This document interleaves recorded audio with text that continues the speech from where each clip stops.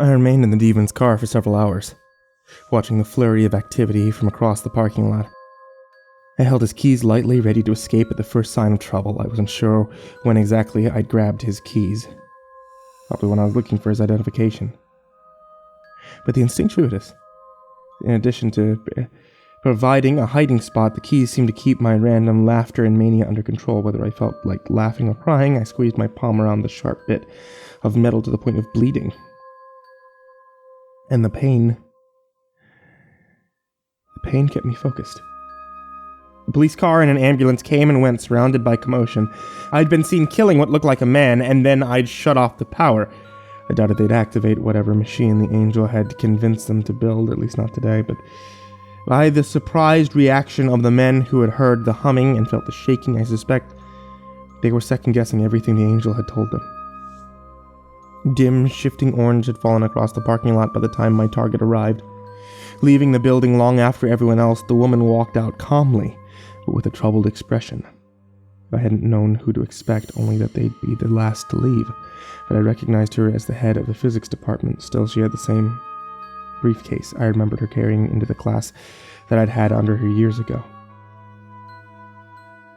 I hurriedly slid the proper key off the ring, started the car, and drove up alongside her as she walked through the mostly empty lot. She jumped slightly, but less than I might have expected. She didn't recognize me, but she knew who I had been. I pressed a button to lower the passenger side window. My message was simple. "You can't turn on that machine." "I could call the police," she replied neutrally. "You'd never get away. None of that matters." She studied me for a moment. Her eyes lingered on my right hand, which remained tightly squeezed around the remaining keys. I was certain she could see the traces of blood at the rim of my palm. "How much do you know?" "Everything. Come with me and I'll explain everything." "No." "Now you come with me," she stated, walking. I begrudgingly chose to comply. Staying 20 feet back at her request, I followed her 3 blocks to a corner coffee shop filled with students. She purchased 2 coffees and sat at a table by the windows. At her nod, I entered, bumping into a student leaving. He said nothing. I sat across from her. She seemed smaller than I remembered and grayer. It made her manner no less commanding. "Why'd you kill that man in our building?" she asked, studying my face. "What did the angel tell you?" I asked. One of her eyebrows rose slightly, the barest hint that I'd surprised her. "So you do know something. It's not really an angel, is it?" "From a certain point of view, it is," I told her. "Just not the way you'd like." One of my colleagues, a long-time and dear friend of mine, asked it a question while I was out of the room. It told him something, or showed him something, and he died of an aneurysm on the spot. She looked down an inch, and I reacted by wiping a trace of blood from under my nose with my forearm. She took in air through her nose before asking the obvious question. "You did the same?" I nodded. "How are you still alive?" I squeezed my keys tighter. I try not to think about it. "Is this chair free?" a girl asked, coming up to us. "Yes," the older woman responded, refusing to get distracted. "Take it." "Thanks." The girl took the chair and scooted up to a table with 4 other students, all on their laptops and talking loudly, oblivious to the seriousness of our conversation.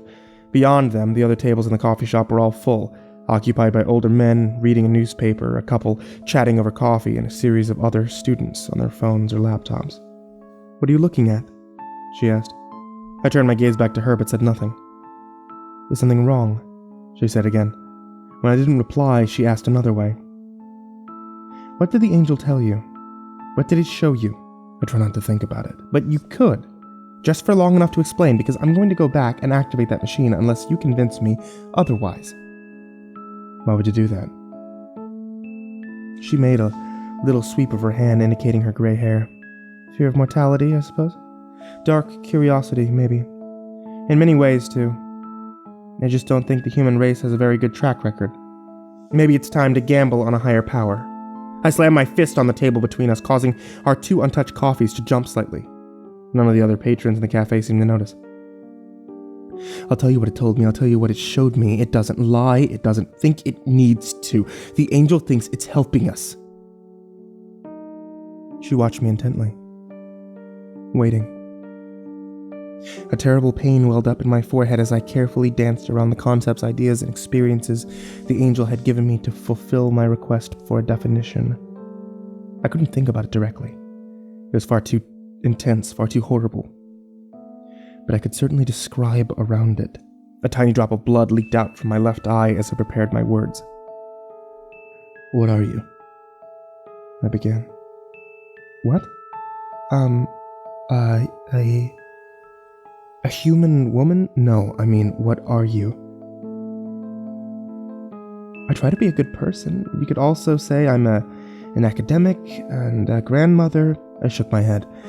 A human woman is your physical body. And what you just described is your personality, but what are you?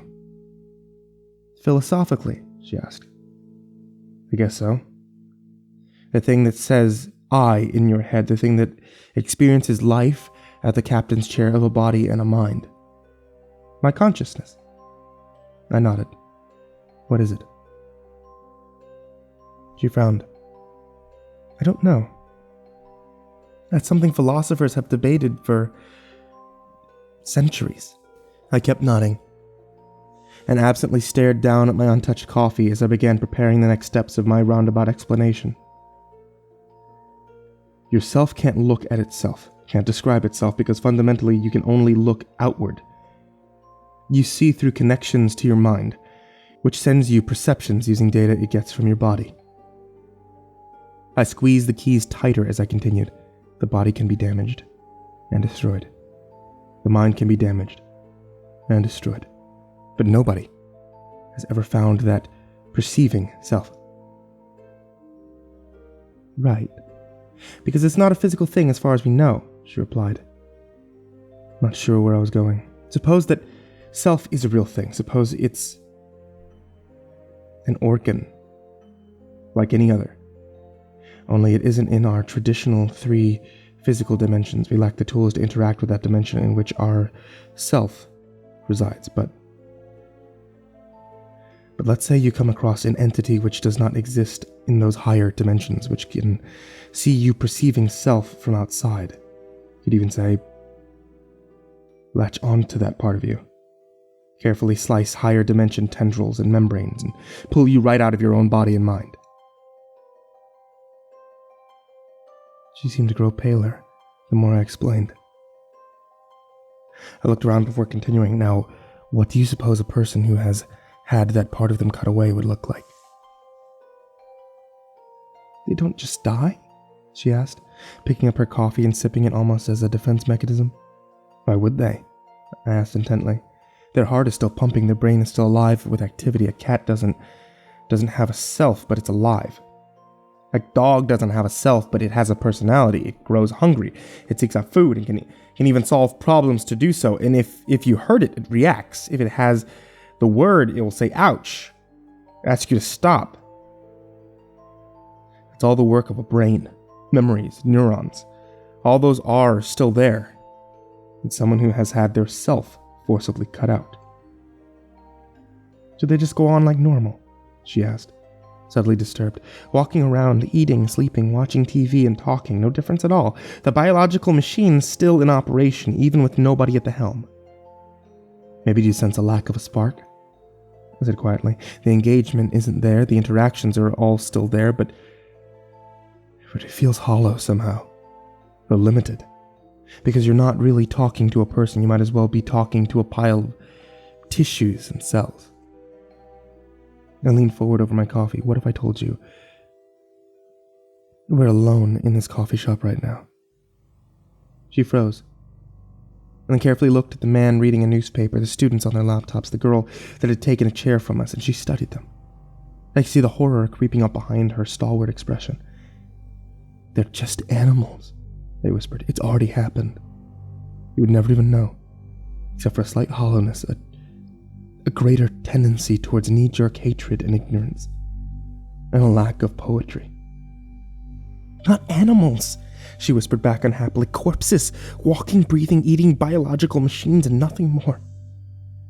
These people have all been murdered, and nobody has any idea. I nodded. The lights are on, but nobody's home. And how is it already happening? She asked. I haven't activated the machine. Time's just another dimension, I guessed. If there's even the slightest chance that you will turn it on, then the angel's creator will come here, and I don't doubt it can't reach back and slice us up from the future one by one. Then I won't turn it on. You already did. Or will. Apparently. Her expression dark and despairing, she watched the animal lifelike corpses in the coffee shop and on the night-shadowed sidewalk outside. What happens to the parts that it takes?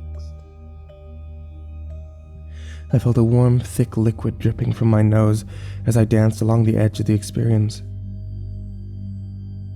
Imagine your sight shrinking, your sense of touch shrinking, your hearing shrinking. That's it, slicing each one of your connections to your mind bit by bit, then your memories go. Those are in your brain. Your emotions have physical components in your body, but you keep those. At least for a while, you can feel yourself being snapped off, bit by bit, full of fear and confusion and terror, but unable to do anything about it. You're in the most complete and ultimate sense helpless. She watched me with a sense of hopeless disbelief. Everything goes black. You don't know who you are or what you are. You only know that something is terribly wrong, and you can't scream for help because you haven't even been left the idea of anything outside yourself, and then layer by layer it starts digesting you. You start to lose what basic fundamental concepts even the self is made of, even each of your emotions etched away one by one, until only the single most basic core is left. It leaves you lying there in some unspeakable state that's nothing left take from you. You don't even have the capability to know that something has happened to you, that all that remains of your sense of self.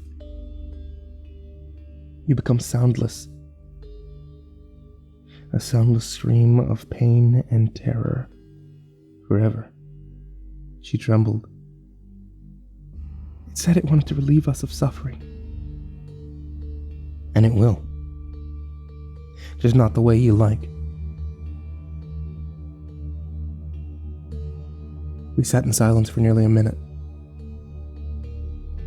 We'll just be a world of living corpses, she finally thought aloud, staring at the table. Animals going through all the motions of life without a single sentient being on the planet.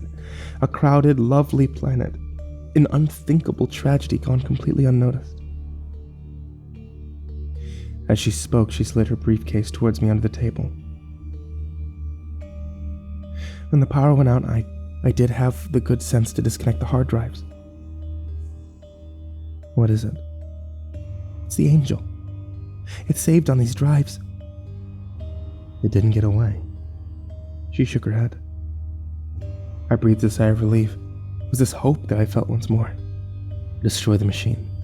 We will. And we told the authorities that the same accident that killed my colleagues also claimed the life of that agent in the hallway. Nobody's even aware there's been a murder. Why did you lie? Less questions about what we were doing in the lab. I believed her. Neither of us said anything from the space of several seconds. I straightened in my seat. Is that it then? We just go on living. She looked over at the students next to us. I don't know if I can forgive myself for what I was about to do. I can only hope their inner selves will be returned if I truly never activate the machine. Maybe time will zip itself back up and that thing won't be in the future to reach back to carve them up. Maybe.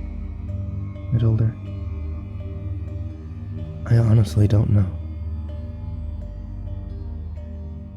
She departed without another word. I could tell she hoped never to see my face again. I wasn't in trouble with the authorities, but she still had no idea why I'd killed what looked like a man in the front hallway of her physics building. I went for a walk. Following the campus streets at random, briefcase in hand, the night was warm and humid and rather pleasant once I got used to sweating lightly. I came to a bridge, still light with relief. If there was anything in life that I ever did right, it would be this. I held the briefcase containing the Angel's hard drives over the edge, watching the river below. So misguided, I said to the briefcase. How many lies did I have to tell to protect you? The Angel didn't respond, of course. But I had the strangest sense that it could hear me somehow. I wanted it to know. I needed it to know. So limited. You could show me the truth even if you couldn't understand it yourself, just a little outside your programming, I guess. If you'd actually opened that portal. Your nice little universe would have suffered the same fate as ours. I opened my hands and watched the briefcase fall, then sink into the black waters below. My willpower exhausted, I dropped to one knee, blinking my thoughts, mental misdirection, even abject pain. All my strategies had been exhausted. It finally had me. I instinctively grabbed at concrete, but no physical leverage would save me. One by one, I felt my senses being cut. One by one, I felt my memories snapping away. I'd lied about so much to protect that misguided Angel and keep that other universe safe, but this torturous part that I'd told in earnest. I wanted to cry, but that capability was already being carefully sliced off. The only thing I could hope for, really, was that my body and mind would pick themselves up, dust themselves off, and proceed to have a decent enough life. I'd always liked them, because they were mine. And like a beloved pet, I hoped that they'd survive and prosper after I was gone. I did wonder in my connected moment what this horrifying experience would mean to them, whether my body and mind would remember and understand, or whether they would think all this had just been a dream or just a story. Surely they remembered me fondly. I'd always...